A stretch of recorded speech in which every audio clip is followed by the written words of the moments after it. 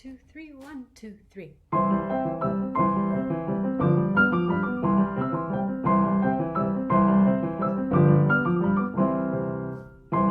Take all the repeats.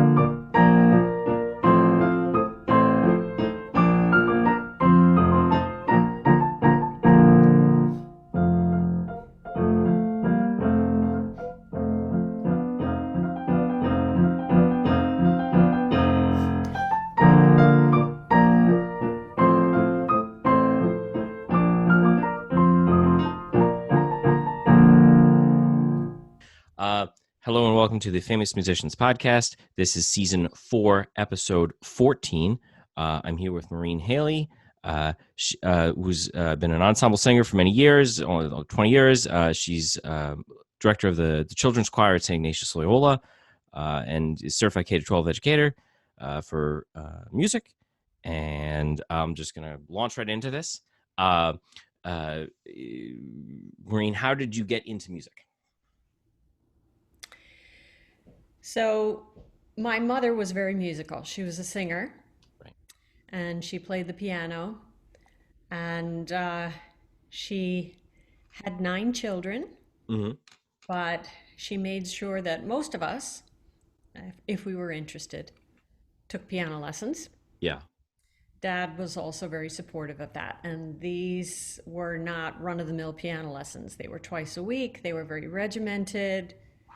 Joe, we all did the what is it called? The Piano Guild.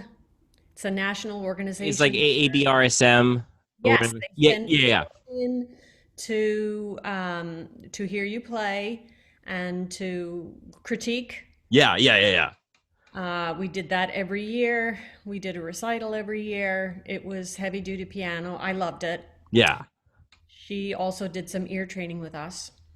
The piano teacher.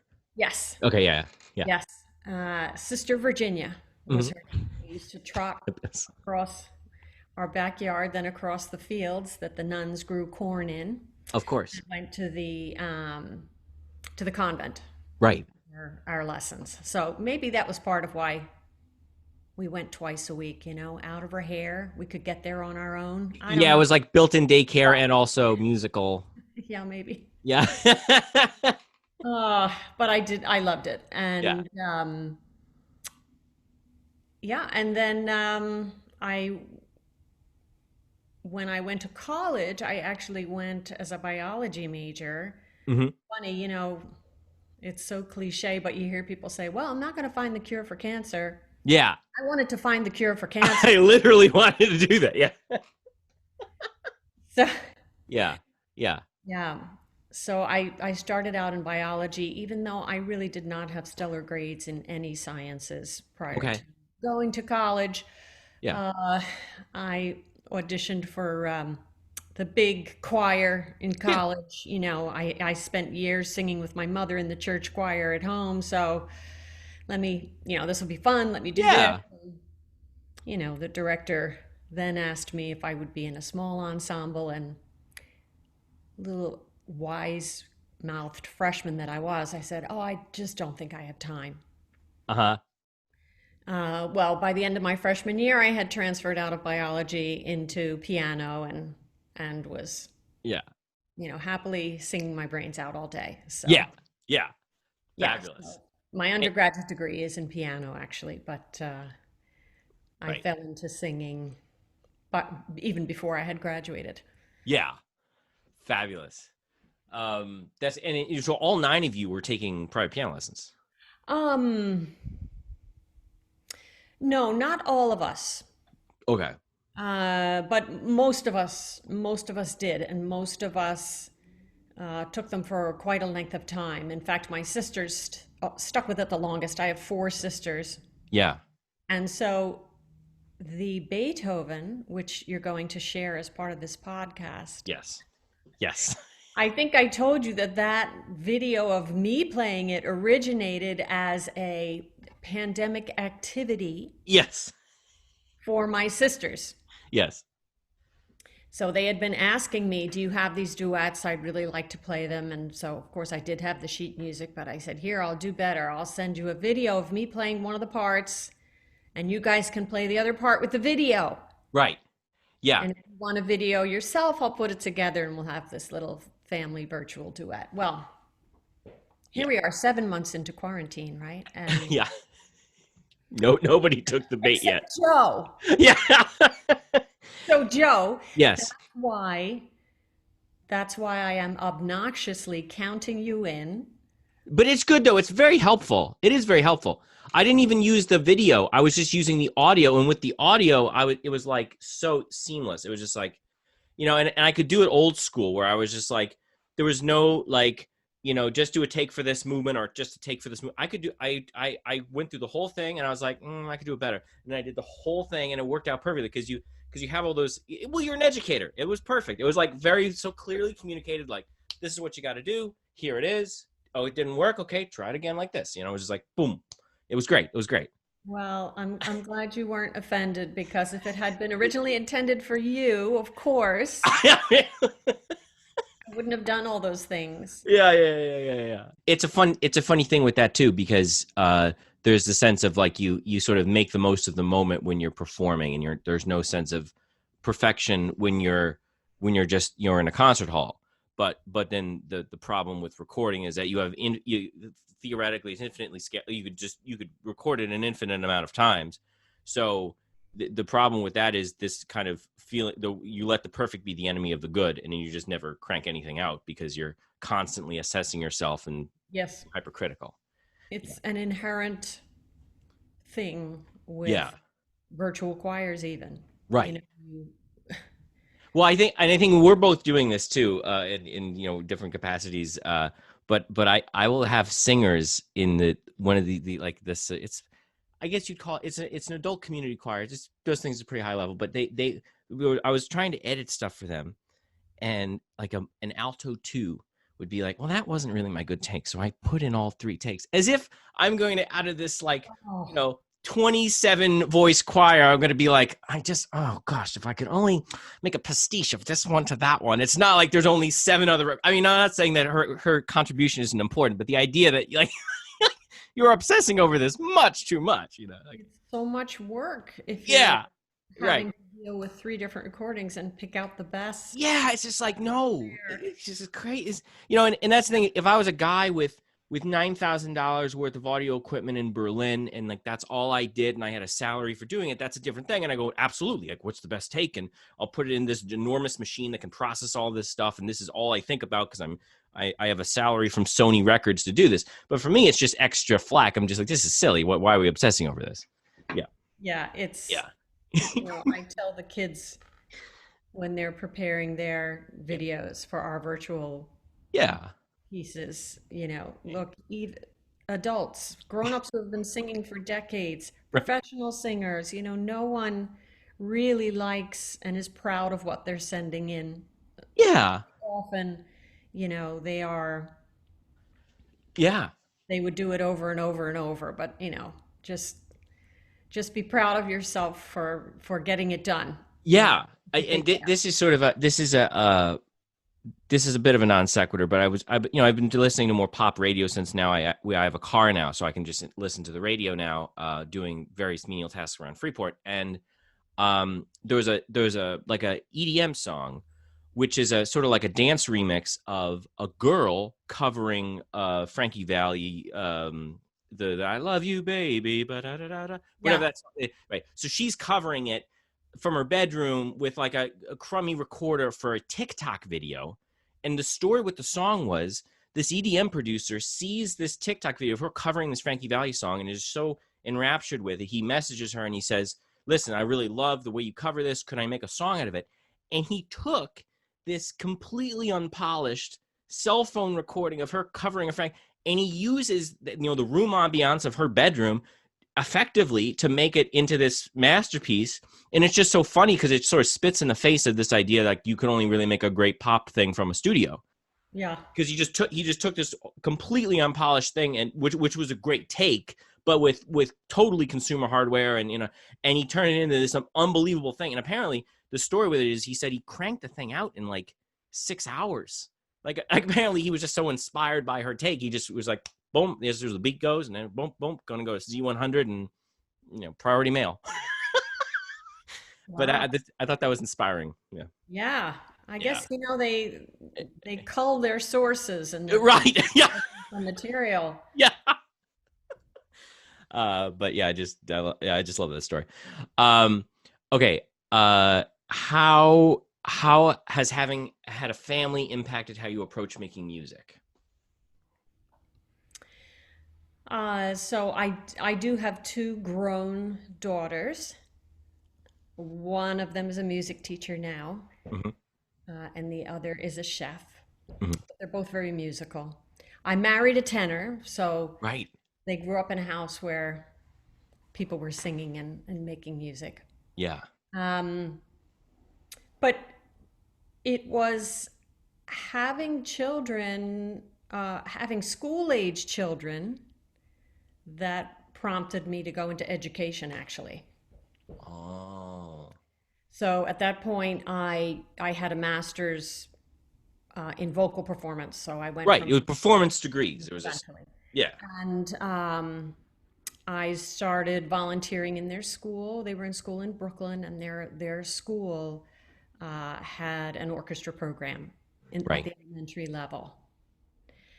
Uh, so I would go and I would help the teacher out. At, Right. at that point, you could go into a public school and just volunteer and Yeah. work with the child, actually. That's great. So I would work with them in the orchestra rehearsal setting, Uh-huh. helping them to read music or, you know, Yeah. I mean, it's elementary school. There's a whole bunch of stuff you could do. Yeah. yeah, Yeah. taking a mallet, helping them to keep the beat, Yeah. things like that. Um, and I shortly after that, I got very sick, just in my voice box. Yeah. Nothing else. Just that. Yeah. Yeah. Lost my voice, which I think that's only ever happened twice in my life. Yeah. And it was an eye opener because I thought, wow, here maybe I could be a music educator and not have to worry about being out of work Yeah. because I have a cold. Yeah. You know. For sure. So, and at that point, I did have a good friend who was she was a leader in the Kodai method movement, so Yeah. as it were, in America here. And so it was just a natural, with Kodai's focus on the voice, it was a natural switch over for me to be trained in Kodai and then to get my teaching certification. Yeah. Yeah. Although it is easier to go to school when you're not pregnant. Yeah. Um, Yeah. Yeah. so that's how I got into education. So yes, my having children impacted me quite a bit. Yeah. to go that route, um, which has turned out to be a beautiful thing for me. For sure. Yeah, Yeah. I mean, and it is one of these things where it's like you kind of have to uh, recognize that if you value whatever it is that you've devoted your life to studying, and it does have value, then it sort of behooves you to say, well, can I give this to my kin? Can I give this to society? Can I give this to the world in some way? Can I package it? And here's all my thoughts on that music, and then I'm just gonna put it in your head. Just give it to you. Well, I did feel that that my singing background Yeah. was really a boon, and you know, I had a lot to offer Yeah. in that regard, Yeah. as a choral music educator. For sure. Yeah, and with breathing and all this kind of stuff. I mean, I can imagine. Yeah. Yeah. Yeah. Yeah. But, you know, when I was an undergrad, even in grad school, I really had no interest in teaching. Yeah. I could have gotten my teaching certification at the same time I got my undergrad degree, but I, Your head wasn't in that space yet. yeah. Yeah. Yeah. Yeah. That's great. So, Yeah. I love it. Um, okay, who are your favorite composers? so Joe, I love Bach, Yeah. and my choir kids all know that Bach is my favorite composer. Yeah. Bach appealed to me as a pianist. Yeah. Um, I'm not sure what it is about it, but I think his writing is almost mathematical. It's logical. Yeah. Um, you know, if you look at the fugues, Yeah. especially, Oh, um, yeah, of I, course. I loved, I loved that. Yeah. Um, and I don't know how you feel about this, but I found it very difficult to memorize Bach. And you'd think, because of the logic that I just mentioned. That it would be so easy. It would just, oh, yeah, you summarize it. Yeah. Right. No. Yeah. No. Yeah. I mean, I had trouble memorizing a lot of things at the piano, but I always wondered about that, you know. Yeah. Yeah. I didn't have difficulty memorizing Bach, but I always had difficulty performing it. I would find that I'd learn something like a partita or something like that, and I'd go, okay, great. Let's just hear that back. Okay, let me just play that overture, and I'd screw something up in a measure, and I went, okay, okay, okay, and I go through and I go, okay, okay, let me just try it again, and then I screw something up and be in a totally different place. I went, how is that possible? It doesn't make any sense. But Yeah. with Bach, it's like fresh mistakes. It would always come in the weirdest, most Oh, inopportune. Every time you ran the piece, it would screw up, but just always somewhere different. Yeah. yeah. Yeah. Well, the other thing about Bach for me is when I was concentrating on singing Yeah. later on, Bach's choral works just move me so incredibly. Yeah. Yeah. I loved singing the fast passages, you know, in the B minor Mass and the Magnificat. And yet I was also so moved by some of the chorales, uh, Yeah. Yeah. you the passions. Yeah. There's Did a you, what do you, baritone aria, Mein teuer Heiland, oh, I have to look that up. I have to look that up. the chorale underneath it. Yeah. Just so gorgeous, so beautifully Wait, set. um, is it the St. Matthew Passion that the opening there's this very nice floored opening, and then in the middle is this giant floored thing you just hear hammered home. This is the chorale through this like morass of all this choral stuff and orchestral accompaniment underneath it. You know what I'm talking about? I'm not sure. I'm not sure which one it is. Yeah. Do you know what? Yeah. It's just like there's like this sort of chorale tune that's just being like hammered home, and you can hear, oh yeah, he's doing this in augmentation over all this crazy harmonic, Mhm. you know, Oh, gilding the lily. I know. Yeah. so exciting. Yeah. Yeah. That's Um, amazing. yeah, so Yeah. one of the I loved singing the motets too. Yeah. Yeah. And I'm trying to do remotely sing it with another soprano. So I totally sympathize with that. ooh, Yeah. Yeah. Yeah. ooh, they're not easy. Yeah. They're challenging, but Yeah. I loved singing them. Like the end of Fürchte dich nicht, Okay. Du bist mein, Uh-huh. Yeah. Yeah. funeral. Yeah, yeah, yeah, right. Have you planned yours? Have you I planned yours? I I am like I'm obsessed with the Kodai cello sonata. So it has a dropped D tuning for the cello, and it's fabulously difficult. And the last movement, it's solo cello piece. The last movement is just this. It just goes like a bat out of hell, and it's just like a I'm trying to think of a way to describe it. It's sort of like a perpetuum mobile, where it's just like a consistently presto or consistently allegro movement. Um but it's but it what makes it more impressive is that it's just a cello, and it's things like you're listening to this cello play it, and you're thinking like it has the virtuosity of like a Rachmaninoff piano concerto with just this one cello, and you're like, how is he doing that? And, it's great, but I want to find, it would kind of be jarring and obviously maudlin because you're playing your own funeral, but I think it would be hilarious to just have like as a postlude or a recessional, just like, it just is these crazy, fifths, and going up with these extended jobs. So it's like, and I think what would be funny is hey, let us depart in peace. And Yeah. This is very Joe. This is all very. yeah, yeah, yeah. What are the three? I just decided to, again, I'm numbering all these things, but maybe I can change it back to just what are some of the most important qualities for a successful children's choir director? So, I think one of them is empathy. Yeah, I mean, and that's not really specific to children's choir, to working with children. I think some of the reasons to show empathy might be different, right. but um, you never know where a child is coming from. Did they have, are they being bullied?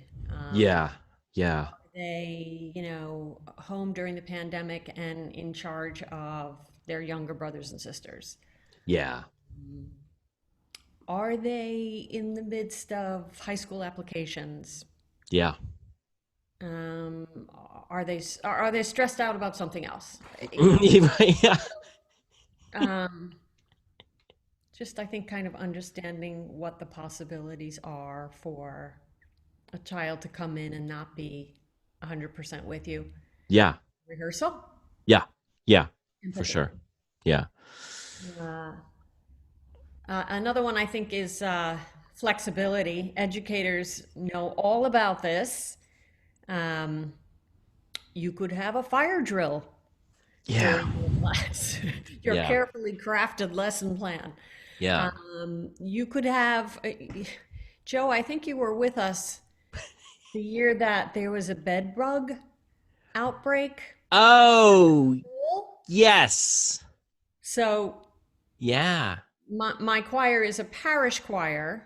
Right. Uh, our children's choir program, they're a parish choir, and we have children from surrounding schools, but I would say maybe 25% of our children come from that grammar school. And there was a bed bug. Outbreak is not the right word because the outbreak wasn't at school, but you know, a child had them at home, and Yeah. then yeah, everything had to be fumigated. I mean, it was ugh. Yeah. So, Yeah. like I said, you never know. Right. Flexibility. Yeah. Um, you could have weather delays. I Yeah. mean, you've experienced that with me, right? Yep. The Yep. trains were delayed, the bus was delayed, um, Yeah. you know, Yeah. whatever. Yeah. Flu season, pandemic. I mean, flexibility. Always be ready. In fact, my college voice teacher Hmm. always said that to me.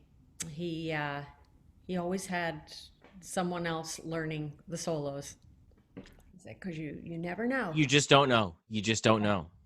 He really ingrained that in me. That's great. Oh yeah, so that's another one. For sure. And I think I don't know how to put this in a word, but I think it's important for um, educators to stay current with teaching strategies, technology, um, general thoughts of what's acceptable, what's not. Yeah. Uh, stay in contact with your colleagues and even finding out what young people are learning in their teacher training programs. That was a great thing about having my daughter Right. studying music education because I didn't even study it in school. I studied it through an alternate route training program, Right with those Kodai. Right. Yeah. Yeah. Yeah. Yeah. Kodai and New Jersey State. Got it. Okay. Yeah, I went to an educator program through alternate route that was generic. It really wasn't, you know, specifically for music education. So Okay. Okay. I was Okay. constantly figuring out how to put the assignments into my own terms or my own experience. But Right. anyway, it was a very good program. Fantastic. But yes, so my daughter, having gone to school recently, Yeah. and thank goodness, she we do talk frequently Yeah. Yes. You can't assume. You cannot assume that. with children, Yeah. but it's Yeah. all very good, and I'm very grateful that she is so open about what she's doing in school, and lets me come in and watch, and Yeah. I've learned a lot from her. So yeah, staying current, I think, is a good thing. Like Yeah. right now, um, there's a lot of good stuff on Facebook. Social media during the pandemic there are some good things about it. Yeah. You can go a little crazy, Yeah. um, but there are some pages on Facebook for music educators and choral directors that I've found to be Good extremely, resources. yeah, good Yeah. resources, very helpful, keeping me in touch with what other educators are doing, and yeah. Yeah. Fabulous. Okay, okay, okay. What are some of the most gratifying things about conducting rather than singing in a professional capacity? Uh, well, I mentioned this before, but Yeah. I think that my former singing career as Yeah. um, sort of helps me with that empathy. It Yeah. enables me to bring that to the table, bring that technique to the table, bring understanding about certain hang-ups to the table, um, and just enables me to guide them to becoming better singers and gaining some good technique as Yeah. much as I can. Yeah. I also, in terms of empathy, I don't know. I didn't have the opportunities that our choir kids have. Like, I didn't have honor choirs when I Yeah, was there growing. wasn't anything like that. Yeah. Yeah, Yeah. Yeah. I'm assuming there wasn't anything, or else I didn't know about them. But Right. um, you know, we didn't have virtual choirs. I mean, I'd give almost anything to get a recording of my mother singing. Yeah. Yeah, Yeah. but now I really feel for these kids. I'm so impressed with them when they are willing to audition for the honor choirs, willing to prepare and work toward it, Yeah. knowing that they might not get in, Yeah.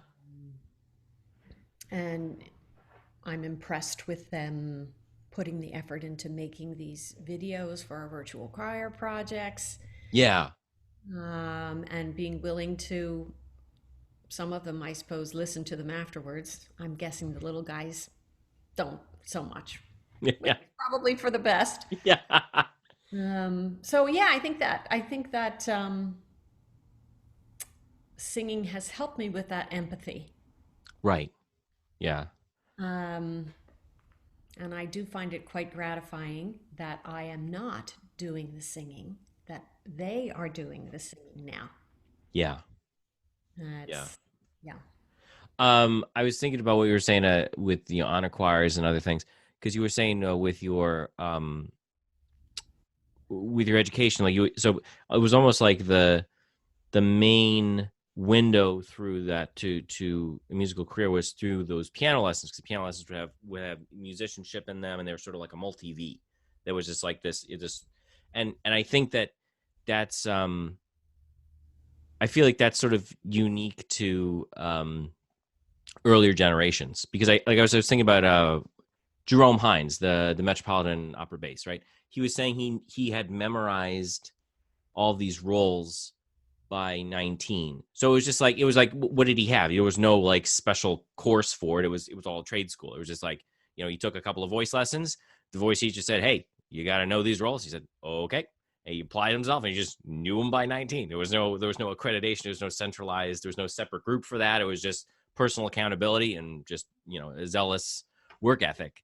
But I feel like, not that it's worse today, but I feel like now there's this sense of there's more specialization. Like, well, if you really like choral singing, you might want to, but this kind of choral singing, you'll be over here, or you'll be over here, or you'll be over here, and in this particular group. Whereas before it was just like, do you like music? Well, you should probably know how to play the piano. Okay, well, if you know the piano, then you can probably do all these other things, and it's all private, and it's all these smaller things that when you get to college and all, you can do it. But yeah, I don't know. I don't know. Well, the Kodai ethic, Yeah, you know, he he said that kids deserve the best. Kids deserve music educators who are really good musicians. yeah, that's great. This is Yeah, what we have to do. yeah, This is what we have to do for yeah, kids as music educators. yeah, yeah. Um, Absolutely. Yeah.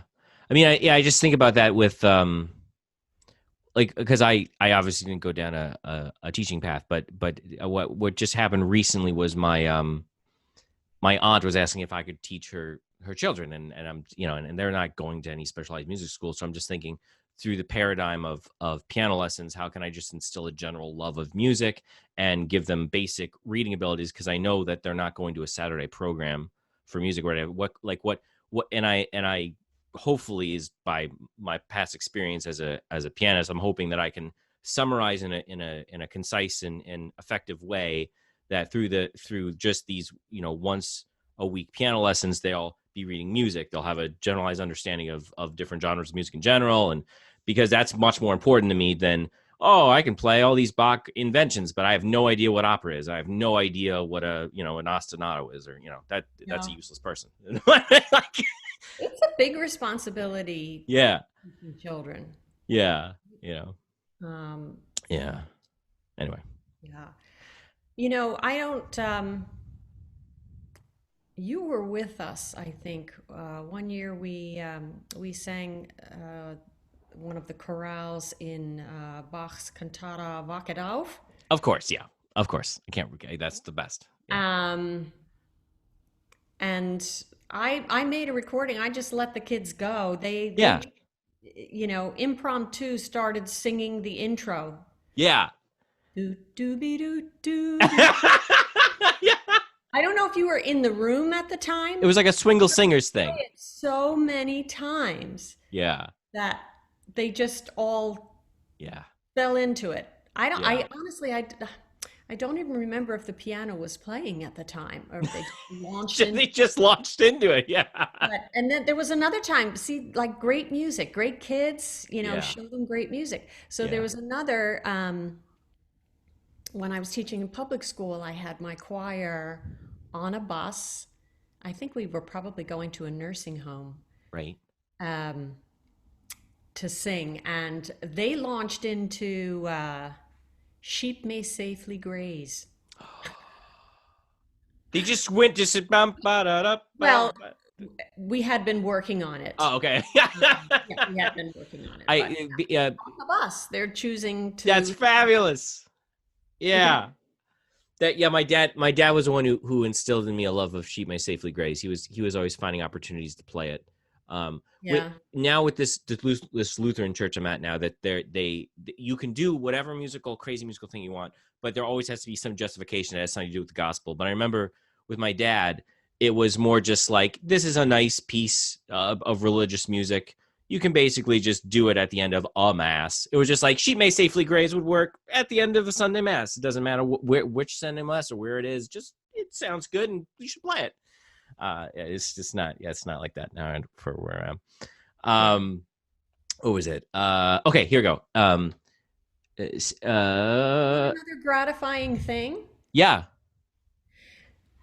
It's very gratifying, and I think any music educator would agree with me. right. Um, it's very gratifying to have a child year after year.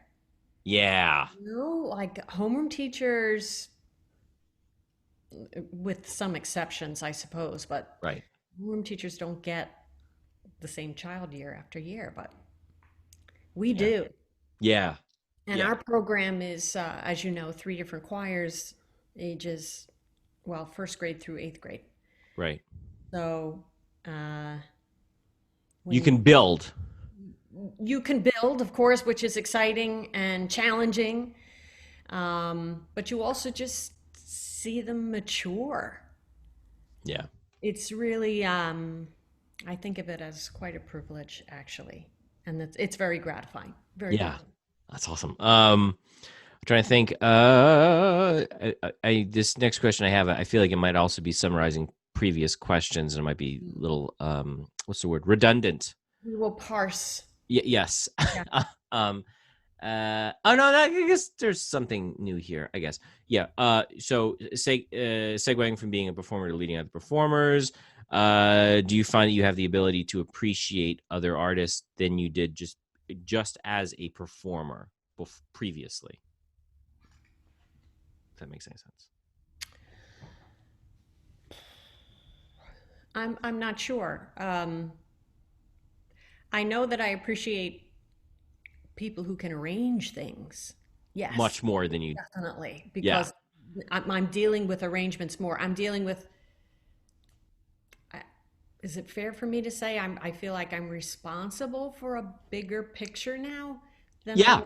was as the singing performer? Yeah. Yeah. So I guess I inspect the arrangement and the way we're going to handle the arrangement um, a little more closely. Yeah. So, yes, I mean, my boss, Scott, is an amazing Yeah. arranger. He is. Yeah. John Williams, Yeah. amazing orchestrator. Yeah. Any big projects, upcoming performances to utilize this interview to promote in any way? Any upcoming things? I'll probably put links to it in the description of the video. Oh, well, the children participate in the live stream events from the Church of St. Ignatius. So Great. those are mostly masses, but there's some Christmas concerts coming up, and those can be found on our YouTube. Great. Uh, Church of St. Ignatius Loyola, NYC. Joe, put NYC after Got it. it. And then also on Facebook. You'll Fantastic. see, that's where you I'll can find our live streams. I'll put a link to the entire YouTube channel and the entire Facebook page, maybe in the podcast, so they can just click on it and they'll see everything. Super. Yeah. Yeah. And Perfect. we have a private page on Facebook, but we also have a public page Great. on Facebook for the Children's Choir of Saint Ignatius Loyola Children's Choir. Very good. All right. If you want to stay on to just talk, I'll just conclude the podcast part of this. Okay. Okay. Yeah. Thank you for listening. Be sure to stay tuned for the next one. Bye. Okay.